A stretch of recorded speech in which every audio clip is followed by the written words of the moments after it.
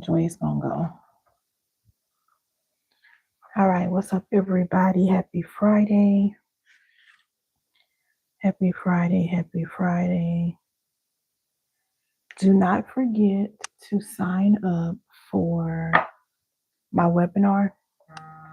It's a free webinar, Navigating Grief Throughout the Holidays. I'm hosting the webinar on October 30th at 7 p.m. Okay. The link, I don't know if it's under here, but if not, I'll add it under this video. So make sure you all sign up for that. Sorry, why do I get on here? Hold on.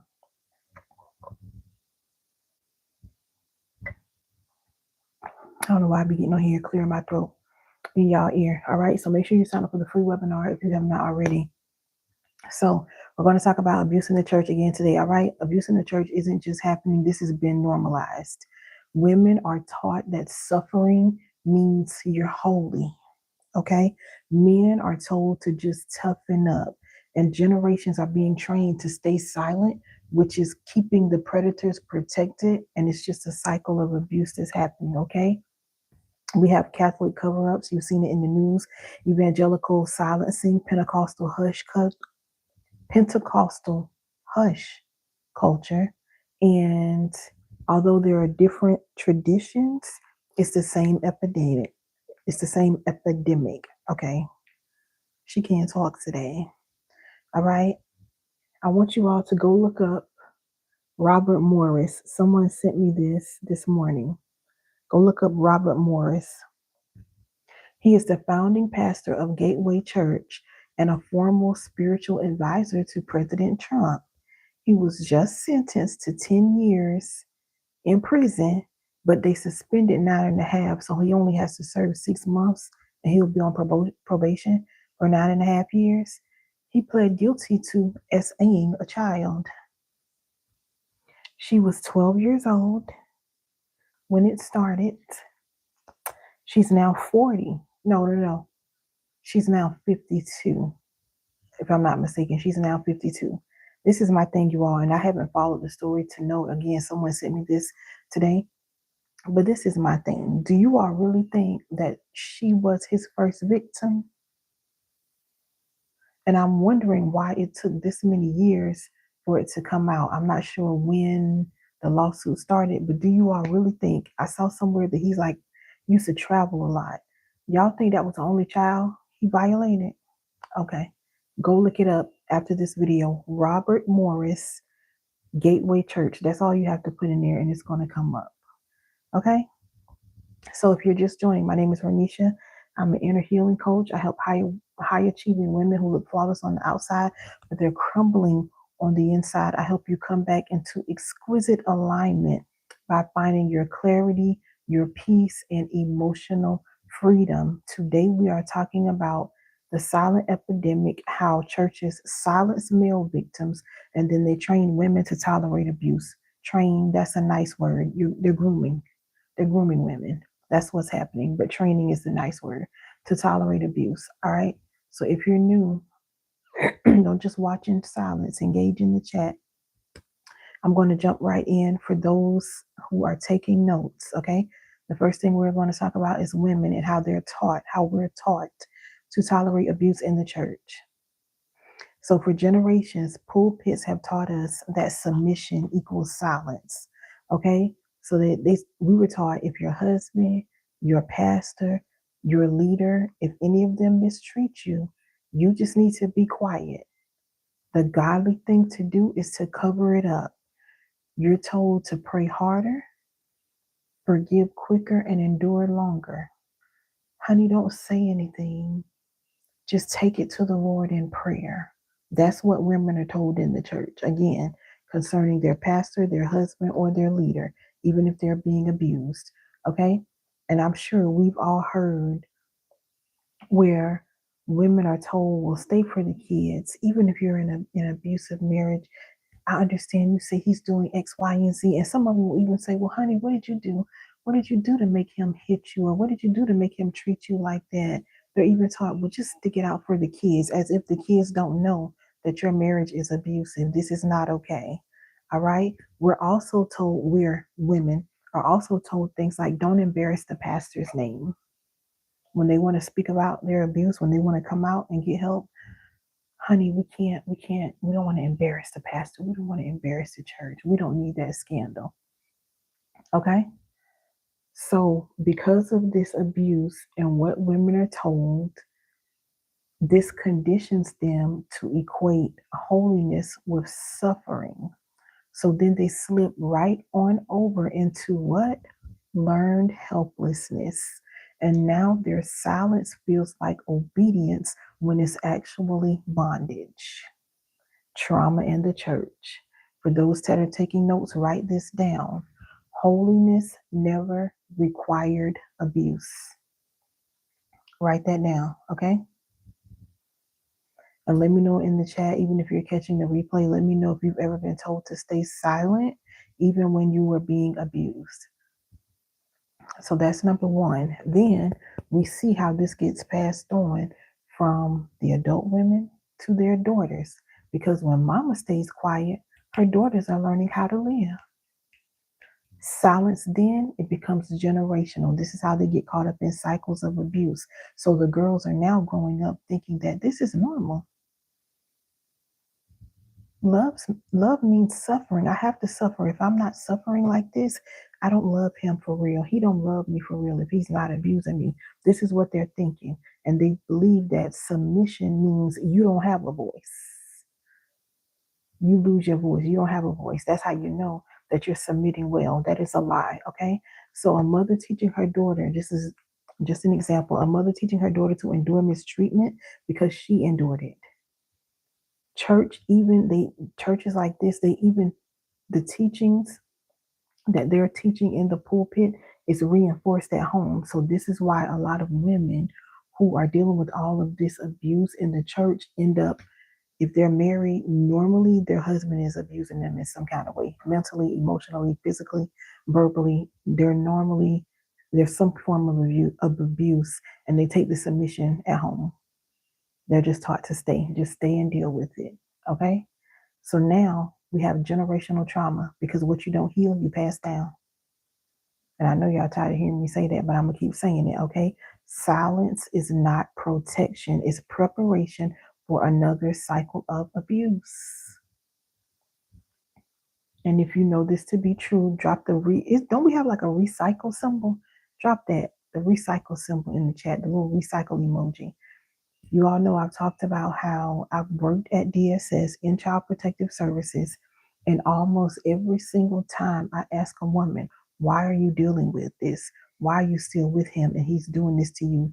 Normally, it's not just verbal. It may start off verbal, but then it's physical. And I'm like, why are you staying?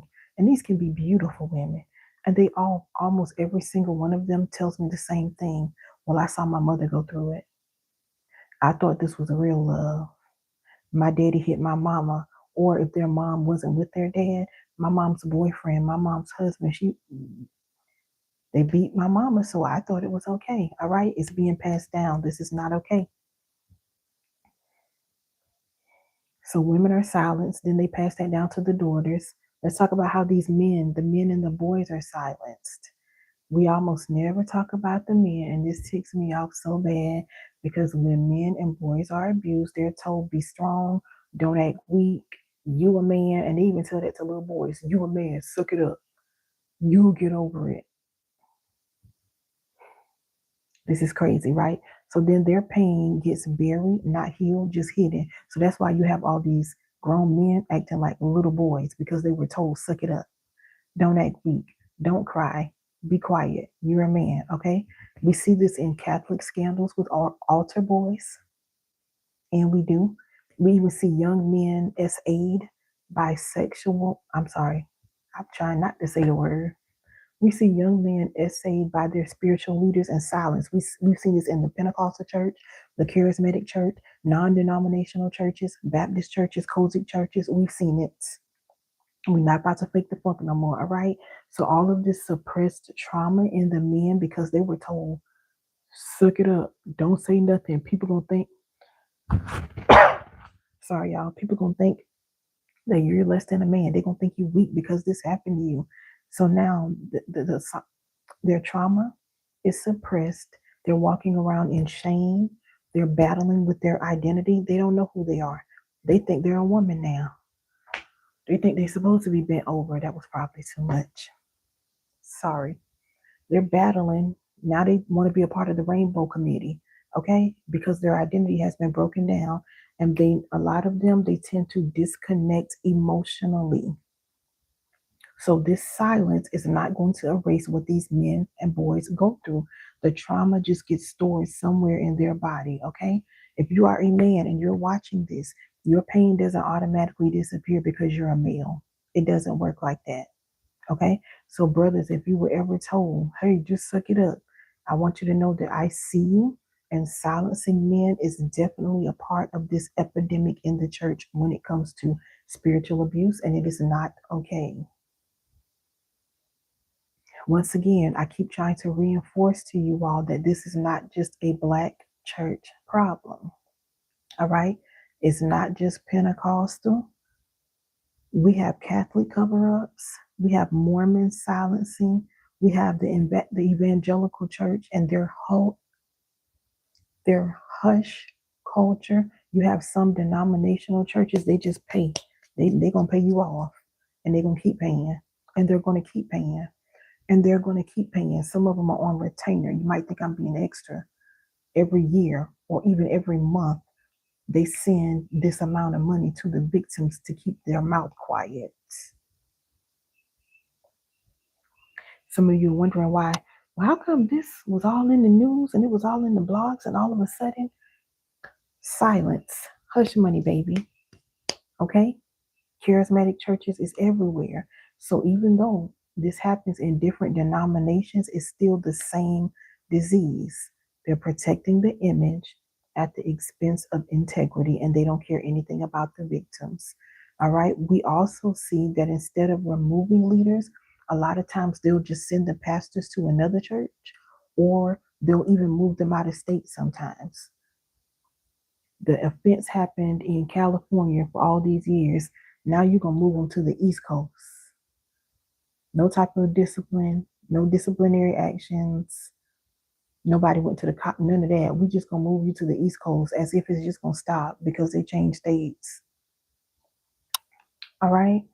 Also, another thing, no matter the denomination, a lot of times we see that they find ways to blame the victims, and they restore the predators, they restore the pastors, but they're going to find a way to make it the victim's fault.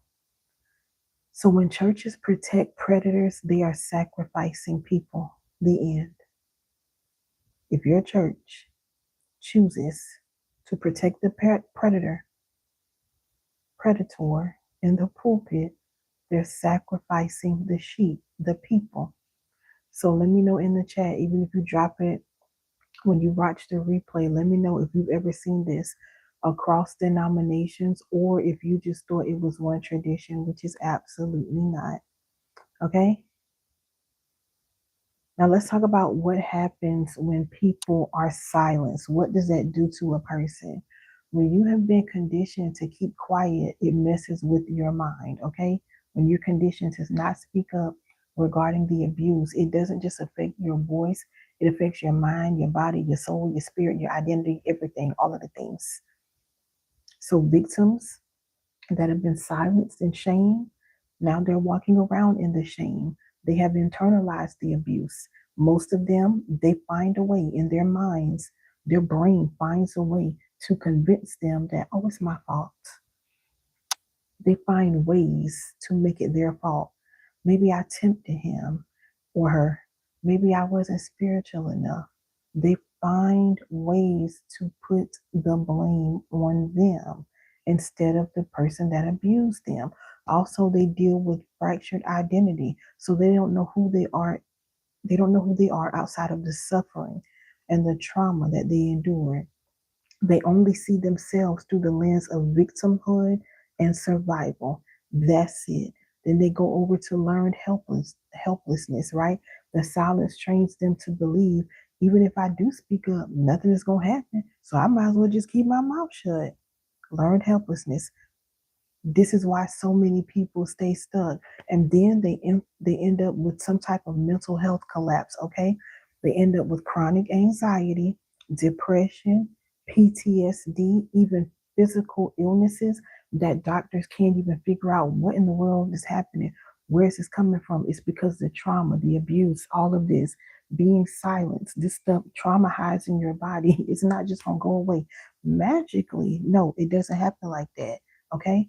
So, shame, fractured identity, learned helplessness, and then mental health collapse because trauma literally rewires your brain. Silence became your survival. So now you've convinced yourself that saying nothing is just safer. I'm gonna just keep my mouth shut. That's safe.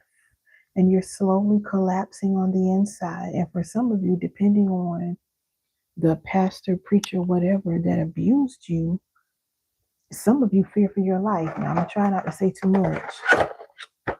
Some of you actually fear for your life because it's like that. I call these people the church mafia. They move like that. And y'all read between the lines. Okay? Here's the truth. Silence is not the fruit of the spirit. Freedom is, okay? God never called you to sit in shame, silence, or abuse. Let me say it again for the people in the back. God never called you to sit in shame, silence, or abuse. He called you to walk in truth and liberty. If you're on YouTube, can you please hit the like button and it'll push the video out into the algorithm? I know it's Friday. People don't care anything about teaching. They're just trying to get lit for the weekend, but it'll still push it out and they can catch the replay. All right. So the silence that was supposed to keep you safe is actually killing you. Somebody cue Lauren Hill, killing you softly. That's what's happening. But the same God that you're scared to disappoint is the same God that's wanting you to open your mouth and live again. Please don't think that God approves of what you've been through, all right? If you're just joining, my name is Renisha. I'm an inner healing coach for high achieving women who look pretty, polished, flawless on the outside, but on the inside they are crumbling. They feel like there's nobody that they can go talk to because they're the strong one. They're so put together and everybody comes to them. I help those women find peace, clarity, and emotional freedom, okay? Today we're talking about, well, really all week we've been talking about the link between trauma and spiritual abuse. Today, we're specifically talking about the silent epidemic, how the church likes to silence male victims and then train women to tolerate abuse. So if you're just joining, I've already covered how women are conditioned, groomed to tolerate abuse and how the man's pain, it normally gets dismissed. Okay, stay to the end. Y'all know I got affirmations for you. And if you missed the beginning, I want you all to go look up Robert Morris, the pastor or founding pastor of Gateway Church, and what recently happened to him is in the news. I'm not going to go back over it. Just go look it up. Okay? Let me scroll back because I lost my place in my notes. Okay, so now that we've exposed how the silent epidemic works, let's talk about what it does to a person's soul, mind, and future because it's going to leave scars. Okay, it's going to leave scars. So there's the trauma impact once again, identity confusion, and emotional paralysis. When you are silenced, you start to lose track of who you are. It's like you're living in a shadow of your true self, okay? You're always second guessing. You're always wondering if you're enough. It goes across the board. It doesn't matter if the abuse started in the church. It's going to leak into every relationship, every part of your life, even at work, all right? It's going to paralyze your emotions. You're going to feel like I can't be angry. I can't grieve. I can't speak. I can't do nothing. I just got to sit here and shut up. Just be a little mummy, a mummy. I got to be a mummy, okay? So silence becomes your mask, but under that mask is confusion and pain. So why do people stay in silence? Why do people stay in religious cults, religious sects like this? The fear of losing community. For many people that are a part of churches and ministries like this, the church has become their family. So if I speak up, I don't just lose this building, but I'm losing my whole support system. I can't say anything. Then there's the fear of God's wrath because they're always talking about hell and how this world is so evil and all these people are so evil. You can't talk to them. So now you've been taught that if you expose a leader, if you talk about the abuse that's happened to you, you're touching God's anointed. You can't do that, right? So there's this fear of everlasting punishment that keeps victims trapped as well. And then there's also financial dependency. So some people literally depend on the church for rent, to help pay their rent, for jobs, for food. So it's like, well, if I break my silence, how am I going to have money to do all of the things?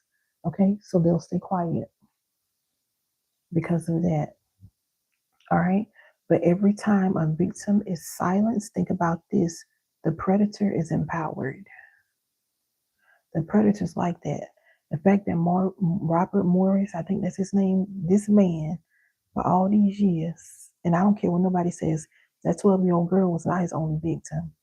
How in the world was he able to get away with this for 40 years and then giving him 6 months in jail? He's still pretty much getting away with it. Okay, but this is what happens.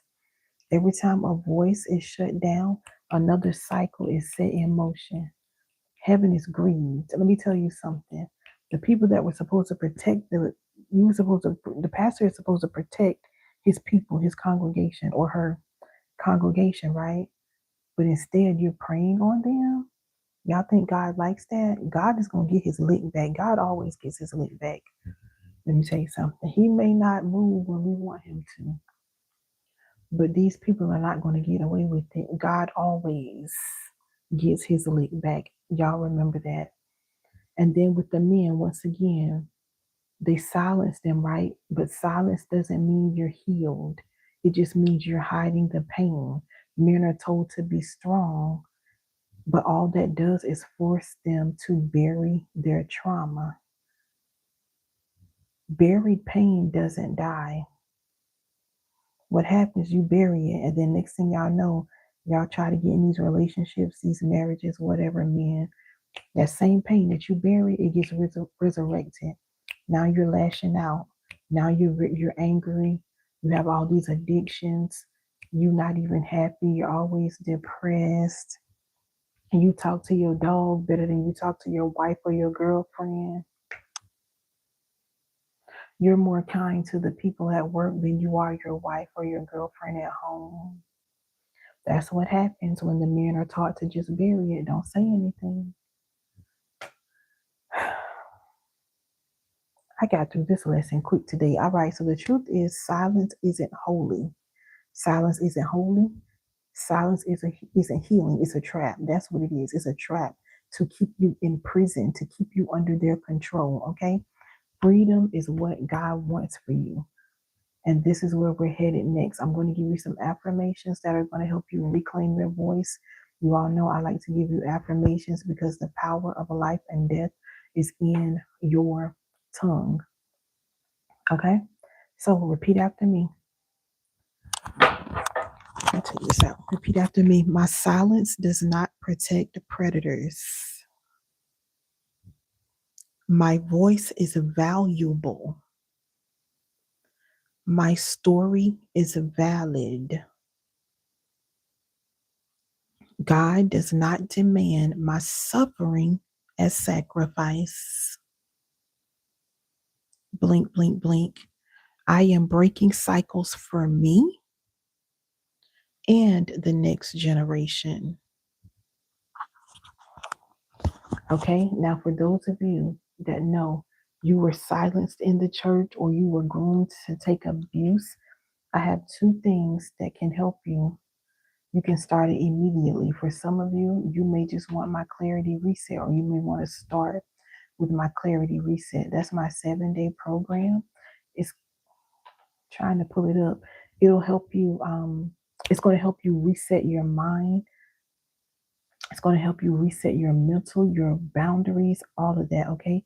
In 7 days, I'm going to walk you through detoxing emotionally, mentally, spiritually. I'm going to help you detox your thoughts, break free from this mental clutter that fear has built on the inside of you in just 7 days. It doesn't take long, just 7 days. So some of you, you may want to grab that. Others of you, you may want the actual class, which I recommend both if you know you've dealt with this, especially if you grew up with it like I did. But some of you may want the actual class that I taught this summer called Wolves in Collars. I'm trying to find the link, y'all. Y'all know I be moving like somebody grandma. Why? Why, Renisha? Why? Some of you may want the actual class I taught this summer called Wolves in Collars. If y'all think I'm raw on my social media account in these reels or these lives, baby, the class, I was real raw. I gave my personal testimony, multiple stories. I shared other people's stories. I taught on different spirits, Leviathan, Jezebel, Mami Wata, all of that. I took you all through deliverance. Some of you may want that. I'm going to tell you now, if you are someone who has been procrastinating and you know you want the Wolves and Collars class, it's about to go away. This is going to be tomorrow because I think I'm going live tomorrow. So tomorrow is going to be the last day that you can get that as a standalone product. I'm adding it inside the vault, my inner healing vault, because what I notice is that the people that are reaching out to me, they have multiple traumas. They weren't just traumatized in one area. So it's like, well, Renisha, all of this happened to me. My mama did this, my daddy did that, the church did that, my boyfriend, I was in this abusive relationship. They have trauma like across the board. So I'm adding more things into the inner healing vault. That way they don't have to figure out, well, what am I gonna get first? What am I gonna get second? I don't know what to do. They can just get this vault and it's like a healing suite with everything inside, a one-stop shop for their healing, basically. So after tomorrow, you won't be able to get Wolves and Collars unless you get the vault. And of course, when I put it in the vault, the price is going to go up again. So let me drop the link for that. So I dropped both links in the chat. You can always find my links on YouTube, on my YouTube page, or in the description of my videos. If you want the clarity reset, that's a good way to start. I call it the appetizer. Okay, the clarity reset is your appetizer before you jump into your main course, which is going to be Wolves and Collars. Grab it, clarity reset. You can start immediately. You can do day one tonight before you go to bed. You can go ahead and jump in that. Wolves and Collars is a 3.5 hours class, a 3.5 hour class. I recommend if you do have to split it up, make sure when I get to the deliverance part that you're able to sit and go through that. I wouldn't recommend splitting the deliverance part up. If you have to pause the teaching to do whatever, okay, but the deliverance part, you need to be focused. Okay? So I dropped both the links in the chat. Does anybody have questions regarding what we talked about today? Make sure you go look up Robert Morris in the Gateway Church and what clearly just happened to him. All right. If you have questions, put it in the chat. And no, God never called you to cover predators. Okay. He called you to uncover truth and to walk in freedom. And today can be your first step. Let me pull up the clarity reset and go through it because I got to stop acting like the same people are on my live every time. Social media always pushes your content out to new people. So let me go through it. So in the Clarity Reset, this is my 7-day program that's going to help you reset your mind and realign with ease in just 7 days. Okay. Each day I'm giving you burden check-ins, clarity thoughts, reset practices, and journaling prompts. So I'm going to point out, okay, what feels heavy? Like there's no more pretending. You got to be honest. You're going to write it down. What feels heavy? I'm going to give you a short reflection to help you shift your perspective and rewire your mind. Trauma rewires your brain. This clarity reset helps you to undo what trauma did. Okay. The reset practices, you get one simple action step per day. And then I'm giving you journal prompts. So day one is all about identifying the weights. And we just did this, I think was it last week? Y'all know when it comes to time, I get lost in time for real. I'm not faking. I don't know if it was last week or the week before that, but we just did one. I did one publicly with my followers that signed up. But day one is all about identifying the weight. Day two is releasing what's not yours. Day three, I help you to detox emotionally. Day four is all about stillness and resetting your core. Day five is all about addressing physical manifestations. You all know I tell you all the time trauma gets trapped in your body. Okay, so I help you undo that. Day six is all about rebuilding boundaries. Get you some boundaries. If you don't have boundaries, I feel sorry for you. I don't know what you got going on because it's just sad. It's really sad. When people live a life of no boundaries, it's sad. And day seven is all about living light and free. Okay. It's an amazing resource. Even when I was doing it, I created it. But when I was doing it again last week or whenever that was, child, I was in tears. I can't remember what day had me breaking down. All right. But it is very powerful. I help you reset your life, reset your mind, come back into alignment in just 7 days, and it's only $47. I mean, it doesn't get any better than that. But I'm done. You can either grab that or grab Wolves and Collars. Again, Wolves and Collars is going away tomorrow after our last session for this week. That is going in the vault. And the only way you'll be able to access that is if you get the vault, so the inner healing vault. So I recommend that you go ahead and grab it now, unless you just know you need everything else inside of that vault, because the price, the vault right now is $247. Tomorrow, when I add whoops and collars, it's gonna be three something. I don't know. And then next week, at the end of next week, after we're done with our series, I have to add something else in the vault, and it's gonna be $497 after that. So yeah, to me, it's a win-win. I don't see any questions. I'm done. Enjoy your weekend. Stay safe. I know tomorrow when I go live, a lot of you are going to be in the streets. You'll just catch the replay. Let me see what we're talking about tomorrow. I think tomorrow is how to break free from spiritual abuse. So yeah, we're closing it up. I'm going live tomorrow because I didn't go live Monday. So that's the only reason. But make sure you grab the resource you need. Make sure you are following me. Turn on your notifications. Next week, we're going back into drama. It is drama, generational trauma, because when I did that live, whatever week that was, it hit a lot of you. So I need to talk more about that trauma in the bloodline and how that gets passed on. So we're talking about all of that next week. All right. Turn your notifications on. Follow me. Share it with somebody. I love y'all. Stay safe this weekend. Okay.